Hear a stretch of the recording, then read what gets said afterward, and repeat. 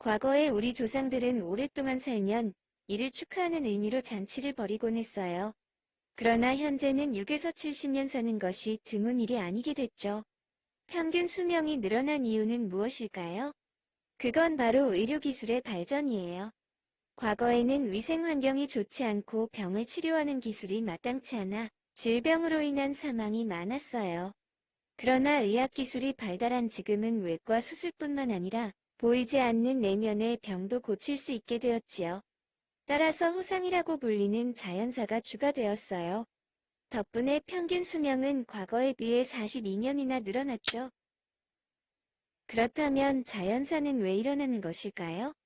사람의 몸을 구성하는 세포들은 모두 세포 분열을 거쳐 만들어진 것이고 계속 분열하고 있어요. 세포 분열 시 염색체가 복제되어 반으로 나누어지는데 이 과정에서 말단 부분이 복제되지 않아요. 마치 종이를 프린트할 때 가장자리가 복제되지 않는 것처럼 말이죠. 그래서 말단 부분에 사라져도 되는 부분을 붙여놓았어요. 이 부분을 텔로미어라고 불러요. 텔로미어가 모두 사라지고 유전 부위가 사라지게 되면 세포가 수명을 다해 죽는 거죠. 텔로미어가 모두 사라지고 유전 부위가 사라지게 되면 세포가 수명을 다해 죽는 거죠. 즉, 자연사가 일어나게 돼요. 여기서 한 가지 질문이 떠오를 수 있어요.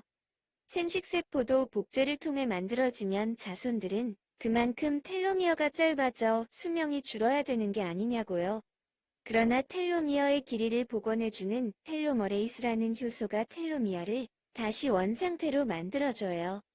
그럼 텔로미어가 짧아지는 게 문제가 아니라고 생각할 수 있지만 텔로머레이스는 골수, 생식기관 등 특정 부위에만 존재하기 때문에 우리 몸의 대부분 세포는 노화가 진행돼요.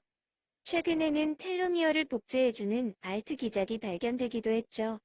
짧아진 텔로미어가 긴 텔로미어를 틀로해서 복제가 되어 다시 길어지는 이 기작은 활발히 연구가 진행되고 있다고 해요. 이 사진에 보이는 동물은 벌거숭이 두더지쥐라고 해요. 이 동물은 분홍색 피부에 털은 거의 없고 돌출된 앞니가 매력적인 친구죠. 이 두더지쥐는 놀랍게도 노화가 매우 느리게 진행된다고 추정되고 있어요. 사람은 노화 진행될수록 사망률이 급격하게 증가하는 데 비해 두더지쥐는 항상 일정하다고 해요.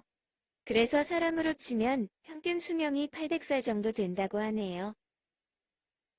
우리에게 친숙한 바닷가재도 텔로미어를 복구하는 능력을 갖추고 있다고 밝혀졌어요. 그러나 바닷가재는 탈피하는 과정 중에 사망률이 높아 성장할수록 더 커지고 탈피하기 어려워지는 성체 개체가 실제로는 100년 정도가 최대 수명이라고 보고 있죠.